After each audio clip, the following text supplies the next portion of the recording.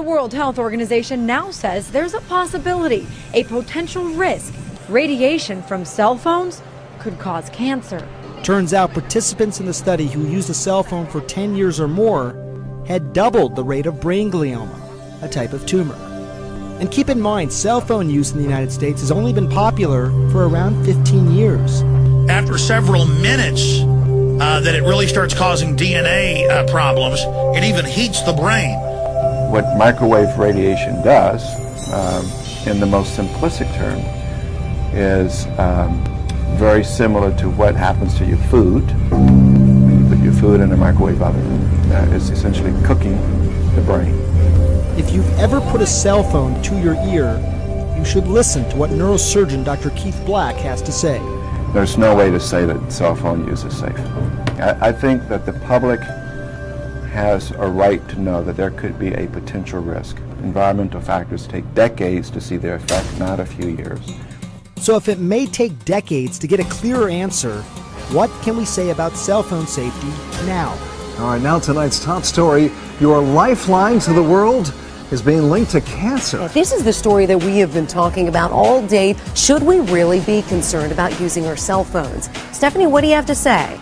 Well, Cherie, Jack, we've all wondered if our cell phones are passing radiation through our bodies. And tonight, the doctors we talked to confirm there's enough evidence. This is well recognized now as a possible risk to cancer. So we've got the most vulnerable age group are going to be children, and more kids are using these cell phones. Tu showed us his computer model, which shows us how much radio frequency children can absorb.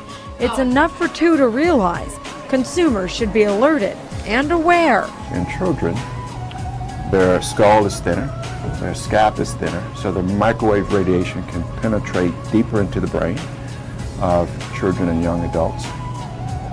And their cells are dividing at a much faster rate, so the impact of the microwave radiation can be much larger. And here's something else that might surprise you. The cell manufacturers themselves actually advise against putting the cell phone right next to your head or really anywhere in your body. Dr. Keith Black has been talking about this longer than many, but the voices joining him are becoming louder and more prominent.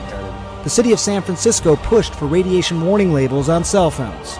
The head of a prominent cancer research institute sent a memo to all employees urging them to limit cell phone use because of possible risk of cancer. And the European Environmental Agency has pushed for more studies, saying cell phones could be as big a public health risk as smoking, asbestos, and leaded gasoline. More than 2/3 of Americans have cell phones, but there's long been a question: does heavy cell phone use hurt human health? Lindsay Davis reports on a major new study which for the first time shows cell phones do seem to have some mysterious effect on the brain. Some are calling the study a landmark event in our understanding of how cell phones affect the human body. 47 participants had cell phones placed on their left and right ears. One cell phone was activated but muted, the other was turned off. After 50 minutes, the researchers took PET scans of the subjects. Look at what they found. The image on the left shows what happened when the cell phone was turned on. The most active areas are in red. Notice the upper right part of the brain. That's the area closest to the antenna. Compare that with this image on the right of the same subject when they had their cell phones turned off. A committee composed of scientists from 14 different countries working for the World Health Organization concluded that exposure to cell phone radiation is a possible carcinogen because what the cell phones do is emit a radio frequency magnetic field which interacts with your own biological signaling system to cause this increase. And this expert World Health Scientific Committee found that there was a 40% increased risk of cancer. It's interesting because you look at all the studies out there and most people will say, look, I mean, they're fine. A lot of scientists will say that. But, you know, I've read all these studies, Larry. I mean, I've spent the last year sort of really reading this, and there's 16 really good studies out there, a few since 2000. Most of them, if you really dissect it down, they really only follow the patients along for just a few years. And, you know, people use their cell phones for years and years, and kids start using them. They're going to use them their whole lifetime. Also, some of the studies say regular cell phone use is using it one time a week for 6 months. I mean, who uses a cell phone that little nowadays? So my point is this, that, you know, if you read the studies alone, they'll say they're safe.